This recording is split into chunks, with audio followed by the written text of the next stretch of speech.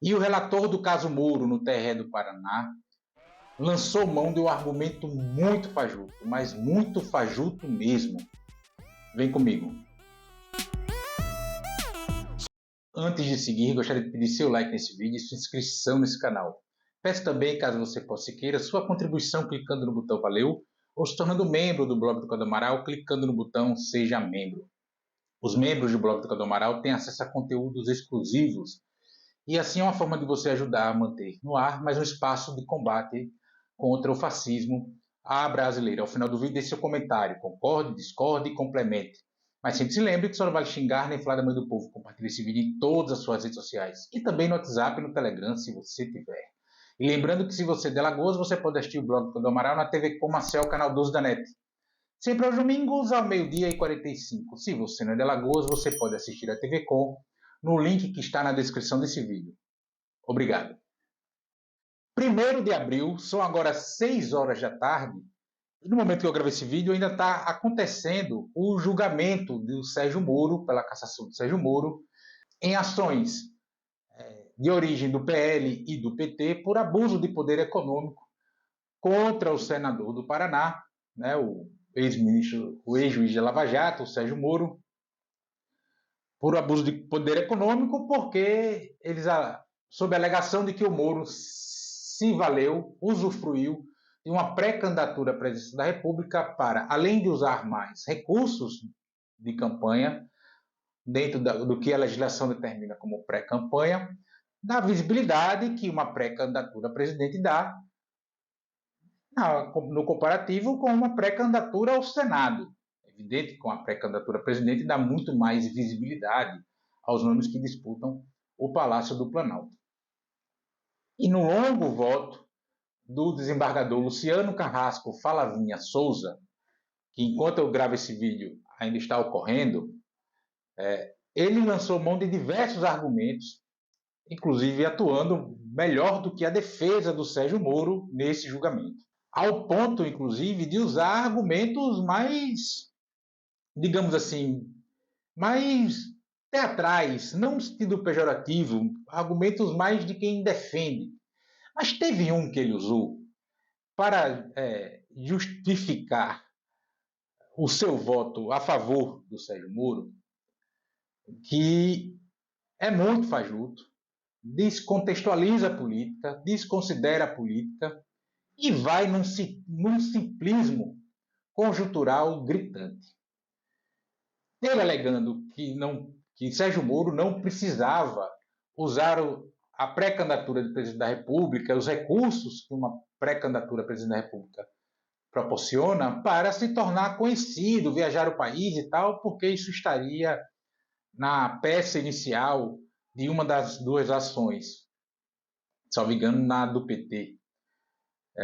E aspas para o desembargador Luciano Carrasco Falavinha Souza. Até as pedras sabem que o candidato Sérgio Moro não precisaria fazer campanha para tornar seu nome popular graças à Operação Lava Jato. O que é que o relator desconhece e desfaz, ignora e deseduca politicamente, inclusive com esse voto? É que pré-campanhas para rodar o Brasil, para dar entrevistas, não é somente para fazer o nome conhecido.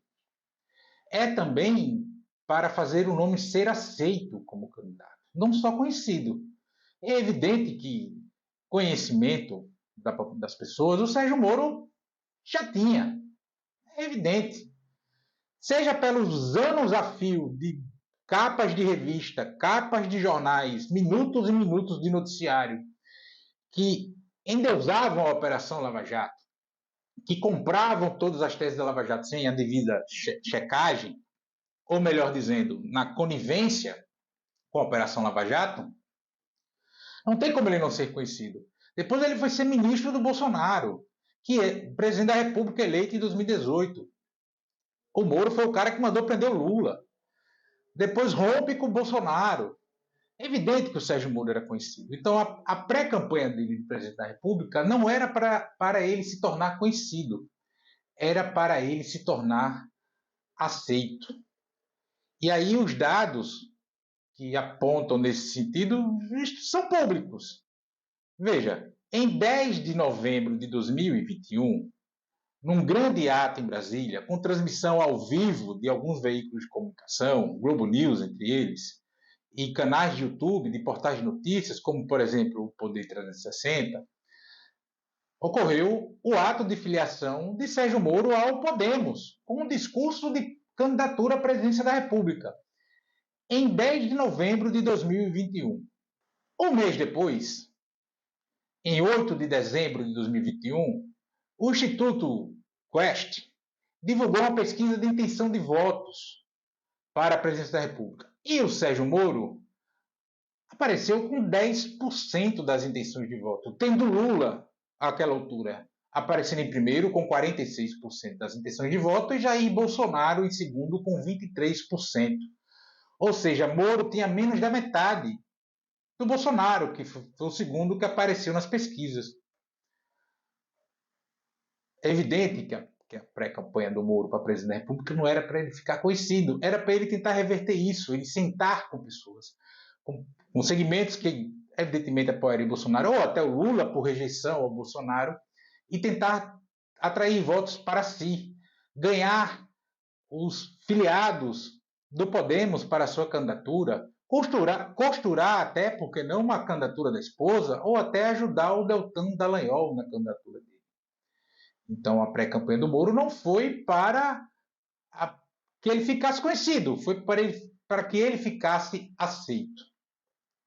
Em 31 de março de 2022, o Moro assinou a sua filiação à União Brasil. Essa confusão com o Podemos, Álvaro Dias ficou indignado, os caras reclamaram questão de dinheiro que o Moro usou, não devolveu, toda essa coisa toda, enfim. Mas ele se filiou à União Brasil em março, 31 de março de 2022.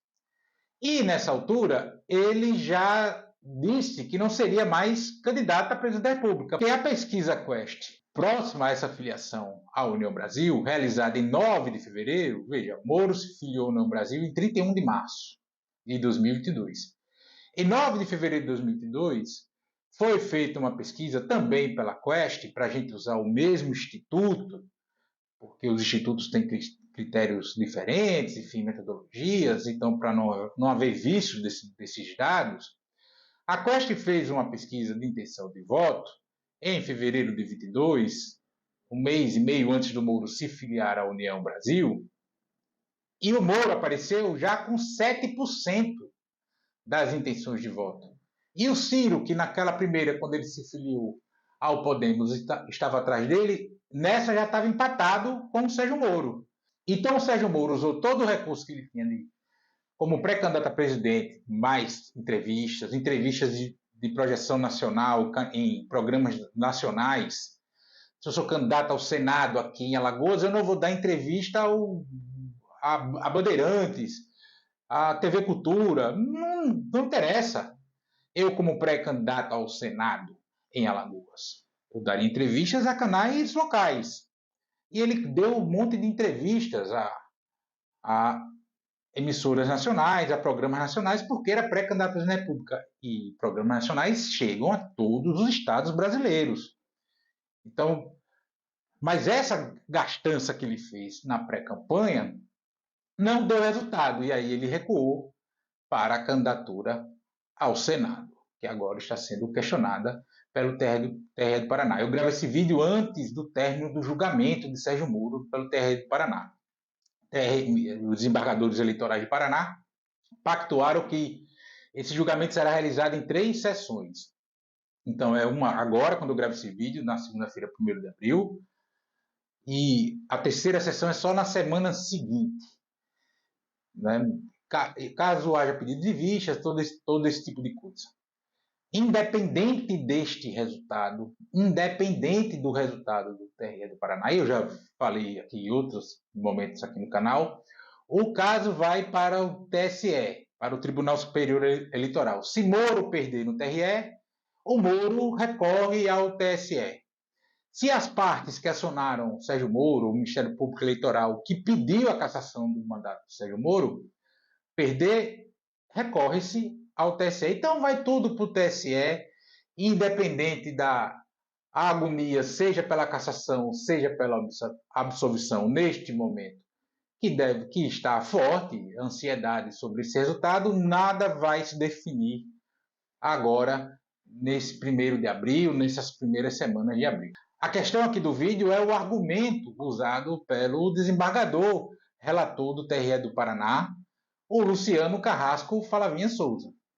Para além da sua postura de defesa, por argumentos que ele usou, por expressões que ele usou, como essa, até as pedras sabem que o candidato Sérgio Moro não precisaria fazer campanha para tornar seu nome popular. Esse é um argumento de defesa.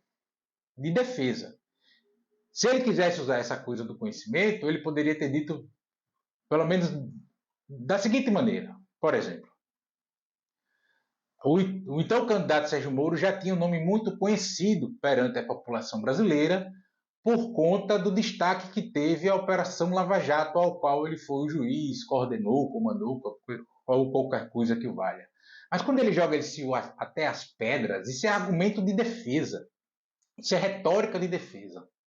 Além de ser um argumento fajuto, que tira o contexto político, que tira as peculiaridades da política. Não basta você ser conhecido. Você precisa ser aceito como candidato. É preciso que os segmentos empresariais, de trabalhadores, da política, o aceitem como candidato para lhe dar apoio, para lhe dar voto, para lhe garantir, inclusive, recursos de campanha. Por mais que a campanha seja com recursos públicos, não podendo ter financiamento empresarial, mas o financiamento individual é permitido. Então, os grandes empresários brasileiros, eles podem doar dinheiro no seu CPF, pelo seu CPF às candidaturas, e não é qualquer coisa. Além do apoio logístico, outros tipos de apoio, influência, sai pedindo aqui e acolá. Então, Moro tentou ser candidato a presidente da República e, na sua pré-campanha, ele jogou para tentar mudar esse patamar dos 10%, que acabou caindo esse patamar de intenção de votos nele. E aí ele sentiu isso, mudou de partido e foi ser candidato ao Senado. Mas aí a exposição midiática que ele já teve, por conta, inclusive, dos recursos que ele disponibilizou na sua pré-campanha a presidente da República, lhe deram uma boa vantagem na disputa. Não venceria a eleição para o Senado, não fosse essa questão da pré-campanha dele a presidente, nunca saberemos, porque não existe contrafatos e não podemos voltar no tempo e mudar os fatos. Mas é fato que isso ajudou ele.